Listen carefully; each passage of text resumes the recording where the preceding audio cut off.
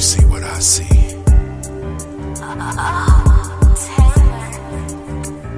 Hey, look over there. Do you see what I see? What I see is a woman whose heart is torn, a woman scorned from the womb to the day she was born. Rape initial shock, the Bridget Harris story, but first we gotta give God the full glory. She went through a lot in her life in the early stages, got herself together and then put it on book pages. See, her story is fascinating, full of uphill battles. Now she can step into the sun from dark shadows. What I see is a woman whose heart is scarred for life by post-traumatic syndrome and memories filled with strife. I wonder myself how a woman can be so cold. She was abandoned by her mother at 3, then again at 8 years old. No mother in her life, molested by her dad. Went to live with her grandmother, she even treated her bad. Father raped her at 3, cousin molested her too. They took away her innocence, now what's the baby girl to do? Most grown women don't even know how to deal with it. So at the ages of 3 and 4, how she supposed to feel with it? They say 30% of child victims are between the ages of 4 and 7. So imagine how cold her heart would be by the ages of 11. Do you see what I see?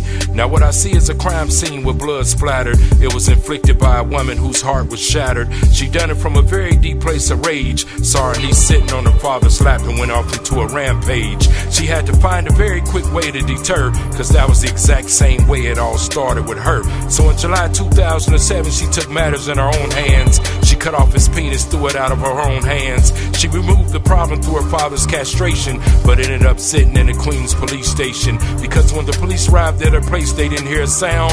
All they saw was a man on the ground, gagged and bound. She put a scalpel in her hand and started swinging with no hesitation. They tried to say that it was planned, so it was premeditation, which means to consider or revolve in the mind beforehand. And this is something that none of us would probably understand. She was psychologically damaged through torture of incest. Now all we can do is pray for her soul through a prayer request. On August the 16th, she was arrested and arraigned, sitting in a cell, all shackled and chained. She even had an older sister by the name of Carlene, but guess what? She went through the exact same thing. Do you see what I see?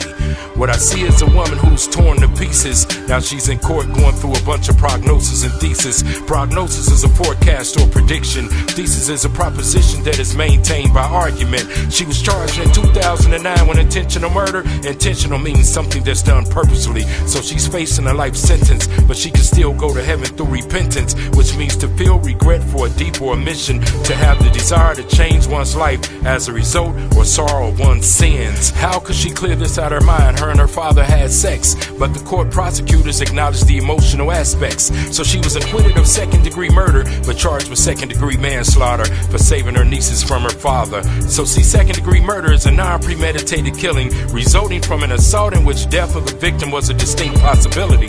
First-degree murder is a premeditated killing. See, second-degree manslaughter is defined as the unlawful killing of a human being without malice, either expressed or implied without intent to kill or to inflict the injury causing death, or doing a lawful act in an unlawful manner. They say 7% of perpetrators are not known by you, and 34.2% of attackers are family members. So what this means is you definitely have to watch for predatory dangers. You have to worry about your own family members than strangers. So you're feeling all mixed up and now your mind's distorted. They say 68% of sexual assaults are never reported. Here are some effects of rape. You're 3 times likely to suffer from depression, 6 times likely to suffer from post-traumatic stress disorder, 13 times likely to abuse alcohol, 26 times likely to abuse drugs, 4 times likely to complete suicide. They say 44% of victims are under the ages of 18 and 80% under the ages of 30. They say every 107 seconds someone is being sexually assaulted.